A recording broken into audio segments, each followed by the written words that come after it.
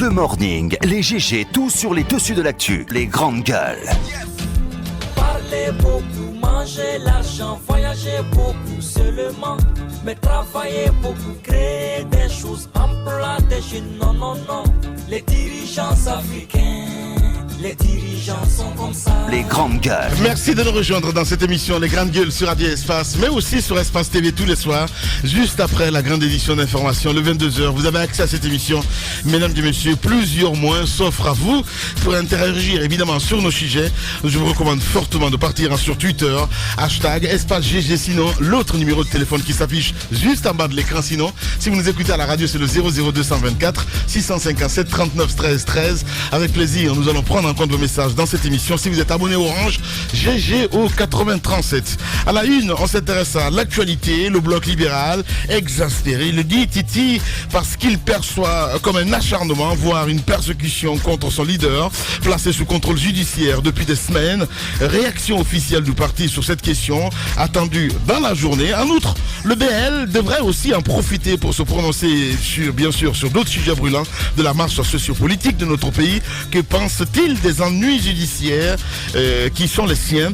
Quel regard sur la riposte qui s'organise face à la velléité du changement constitutionnel en Guinée? Dr Faya Milimono, il est le président du BL. Grand oral assure et sera notre invité ce matin. Sport, football, le Sili Cadet qualifié donc pour les demi-finales de la CAN de sa catégorie qui se joue donc en ce moment à Dar es Salaam en Tanzanie, affronte demain mercredi le Nigeria pour une place en finale. Au premier tour donc de cette compétition, la Guinée a totalisé 2 victoires face au Maroc et au Sénégal voisin. Le Sénégal qui avait très mal digéré d'ailleurs, il faut le rappeler, cette défaite au point de porter des réserves contre la Guinée. Finalement, la CAF a tranché hier. Lamine Diallo, vous l'avez écouté dans le plus lion de Morning en faveur donc des nôtres. Quel regard sur ce parcours du Sili Cadet? Que faut-il penser des réserves portées par le Sénégal contre la Guinée? Amadou Diaby, il faut le dire, il est le président il est le vice-président de la FEGIFOOT, membre de la commission d'organisation de la CAN Tanzanie 2019 depuis Dar es Salaam. Vous allez l'entendre ce matin dans cette émission Les Grandes Gueules. D'autres sujets viendront s'ajouter à tout ceci pour votre plaisir. Avec vous, mesdames et messieurs, Titi, bonjour. Bonjour Lamine, bonjour à tous. Mafoudi Abangoura, bonjour. Bonjour Lamine, bonjour. Bonjour mon cher Tamba. Bonjour Lamine. Bonjour Moussa Moïsi là. Bonjour Lamine. Comment ça va ce matin? Bien, Dieu merci. Voilà, allez, la jalousie en honneur. On parle argent ce matin. Oui. On parle Bissigui ce matin, mon cher Titi. Oui, c'est vrai que cela fait quand même quelques jours que la Bissigui est fermée. Ouais. Les agences, l'agence principale et donc toutes les agences de la Bissigui, aussi bien à Conakry qu'à sur toute l'étendue du territoire national, sont fermées. C'est une grève donc qui commence à véritablement peser sur les usagers de cette banque qui franchement ne savent plus à quel sens se vouer. Cela fait quand même plusieurs jours, Lamine, que aucun usager de cette banque, sauf ceux qui utilisent donc leurs cartes magnétiques, ne peut donc s'offrir les services de cette banque. Une grève a été déclenchée par la section syndicale donc de cette banque, appuyée par la FESABAG et l'USTG avec le secrétaire général de cette centrale syndicale, Abdoulaye Sow. Et cette grève, elle a du mal donc à trouver une issue. Il y a eu des négociations ont été lancées sous l'égide de la Banque centrale, mais des négociations de très courte durée parce qu'elles n'ont duré que quelques heures à la Banque centrale. J'ai pu prendre langue avec le secrétaire général de l'USTG, M. Abdoulaye Sow, qui m'a expliqué que les représentants donc, du collège syndical, donc des travailleurs de la Bissigui, s'étaient rendus à la Banque centrale à l'appel des responsables donc de la banque mère de Guinée, mais selon lui, les responsables de la direction de la Bissigui avaient boudé cette rencontre. Il va jusqu'à accuser M. Mangafodé Touré, qui est le directeur général de cette banque, d'avoir boycotté cette rencontre qui était destinée à ouvrir des négociations et pour, selon lui, aller se coucher chez lui à Forikaria.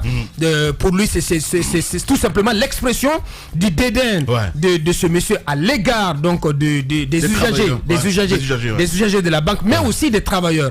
La direction générale de la Bissigui se défend en arguant que sur 13 points que contenait la plateforme de revendication du collège syndical, 9 ont trouvé un traitement, 9 ont été donc satisfaits, qu'il n'en reste que 4 points. Donc. Mais je ne peux pas comprendre que on puisse estimer que parce que 9 points ont été résolus, que les travailleurs de la BCG donc ne devraient plus continuer la grève. Parce que c'est en filigrane le message que ça renvoie, le message qu'on peut tirer du communiqué dont s'est fendue la direction générale de la BCG. Je pense qu'il faut absolument et très rapidement que la direction générale de la BCG et le collège syndical arrivent à trouver une résolution donc à cette crise qui n'a que trop duré et qui n'a que trop affecté les usagers. Imaginez que vous soyez par exemple, et je ne sais pas si vous êtes un client de la BCG, et que vous soyez dans le besoin. Mais les clients peuvent porter plainte aussi. Je pense que c'est ce qu'il faut aujourd'hui dire. Parce qu'il y a des médias qui ont pu interviewer beaucoup de clients qui ont des difficultés. Il s'agit notamment du cas des gros commerçants qui donc ont besoin de faire des transactions pour régler des factures à l'étranger, des transactions notamment en devises. Aujourd'hui, ce sont eux qui paient le plus lourd tribut à cette grève. Ça ne peut pas perdurer de la sorte.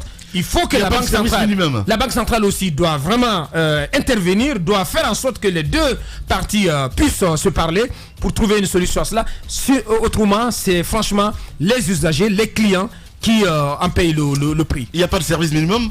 Je ne crois pas, par le service le service magnétique.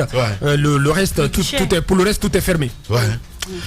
Ah, si va la Guinée, allez-y, Mafoudi Avangoura. Alors c'est vrai qu'au niveau des négociations, il y a quand même 9 points qui ont été réglés, il reste 4 points.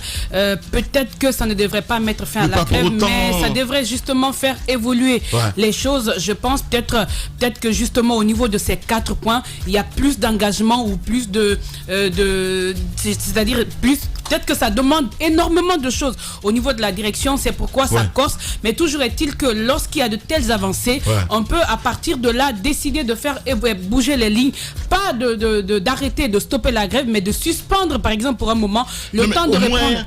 Assurer le service minimum. Oui, et ça c'est un véritable problème parce que le début même de la grève, moi dans le journal ici, j'ai eu à faire passer un élément où c'est un client remonté qui s'est exprimé, qui ne comprenait pas qu'on ne puisse même pas les avertir parce que c'est un autre pan de la chose, la communication pour les usagers aussi avant d'aller en grève. Parce que c'est vrai, il y a des bisbilles à l'interne, mais vous savez que lorsque vous allez en grève, c'est toute la clientèle qui est concernée. Donc du coup, il faut aussi une communication pour préparer les gens à aller. Ça permettrait à certains de pouvoir sortir un peu de sous. Par exemple, ça a coïncidé avec la célébration de la fête de Pâques. Et du coup, le monsieur, par exemple, que j'ai écouté dans l'élément de reportage, il disait, ben voilà, vous avez fait comme ça, ben je ne vais pas fêter, je ne sais pas. Parce que je ne sais pas comment faire. C'était un monsieur remonté, il n'a pas été informé et c'était juste ça son problème. Il ne disait pas qu'il ne devait pas y avoir de négociation ou pas. D'ailleurs que c'est pas son problème, mais ce qu'il demandait c'était qu'on l'informe avant. Donc il a dénoncé ce manque de communication. C'est toutefois quelque chose qu'il faut corriger parce que effectivement les banques, par exemple l'exemple que vient de donner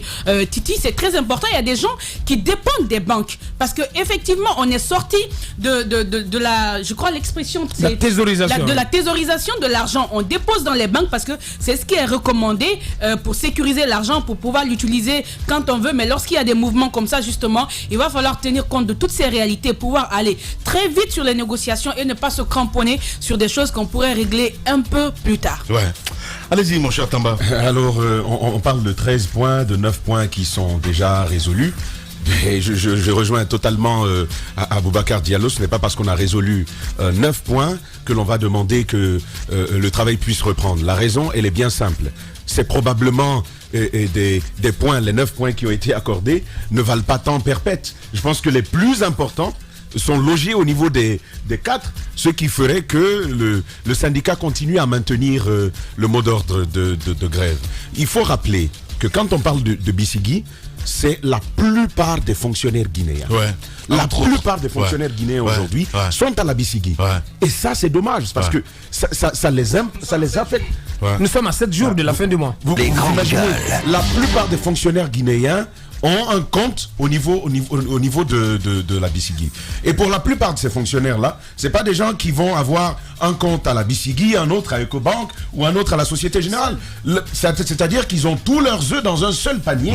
Et c'est au niveau de cette banque-là. S'il y a une seule banque qui tire le plus de revenus puisés du fonctionnariat, c'est cette banque. Donc il faut quand même qu'ils prennent l'enjeu de cette grève-là, qu'ils fassent en sorte que ceux qui y ont déposé de l'argent puissent y avoir accès, parce que c'est leur droit. Le client ne gère pas ces questions de grève.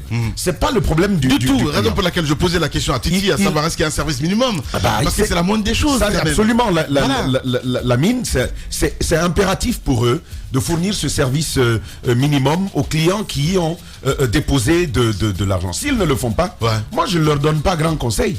Ils n'ont qu'à continuer à maintenir la grève. S'ils veulent, ils n'ont qu'à laisser. Il ne faut pas qu'ils trouvent une solution.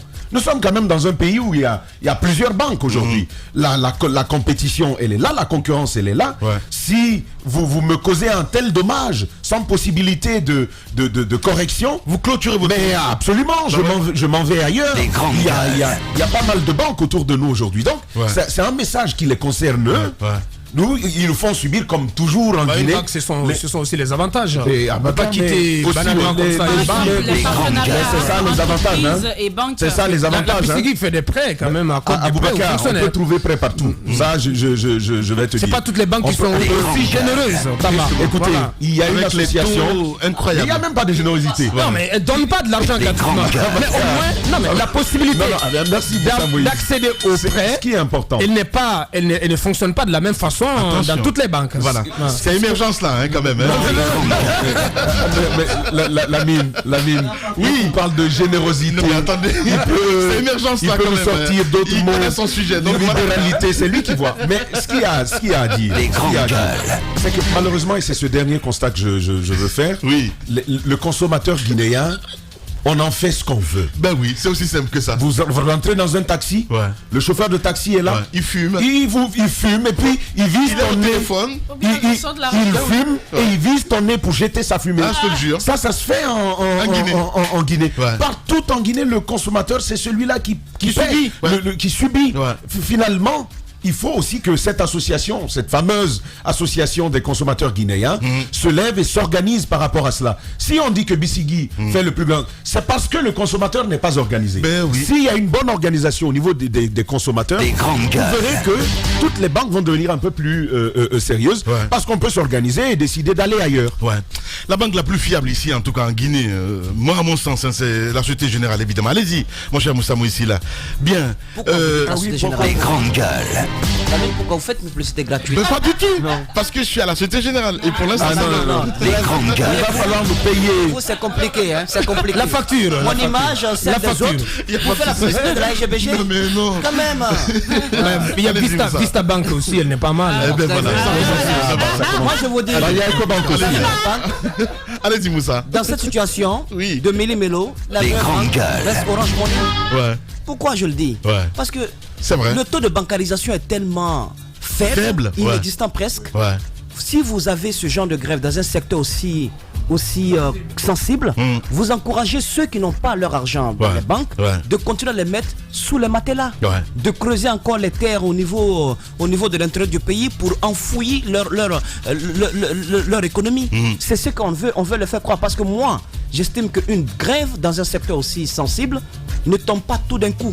Il y a toujours des signaux qui sont lancés. Il y a des préavis qui sont lancés. C'est le temps pour ceux qui ont comme on appelle le bâton de gestion en main. C'est le temps qu'ils doivent utiliser pour pouvoir mener des négociations afin de rapprocher les points de vue. Mais on ne fait absolument rien. On ne fait pas dans l'anticipation. On attend que la grève ait lieu pour venir jouer au sapin-pompier. Et ce sont toujours les consommateurs qui payent le plus lourd tribut. Et ça, c'est la faute de la banque des banques qui aurait dû prendre ses responsabilités très tôt. Je veux parler de la BCRG. Ensuite, il faudrait aussi que les banques aussi puissent nous accorder un peu de, je ne sais pas moi, un peu de considération. Elles ne sont pas des banques qui participent à l'émancipation comment on appelle, des entrepreneurs du secteur privé guinéen. Ce ne sont pas des banques qui participent à cela. Ce ne sont pas des banques d'investissement. Vous avez du mal au niveau de certaines banques, d'ailleurs, je ne vais pas faire de mauvaise publicité, je ne vais pas dire leur nom pour ne pas créer de problème. Mais il y a quand même des banques qui sont comme des avares qui ont la main dure, s'il faut imaginer de la sorte. Absolument dure. Quelque chose que vous faites, c'est pas possible d'y avoir un grain. Donc je pense que non seulement vous ne participez pas à promouvoir l'investissement privé dans le pays, vous n'accordez pas des taux d'intérêt assez flexibles à vos clients, vous avez également des difficultés même d'avoir l'argent que vous leur avez confié. Quand vous venez, on dit que votre argent a voyagé, il faut attendre qu'il revienne.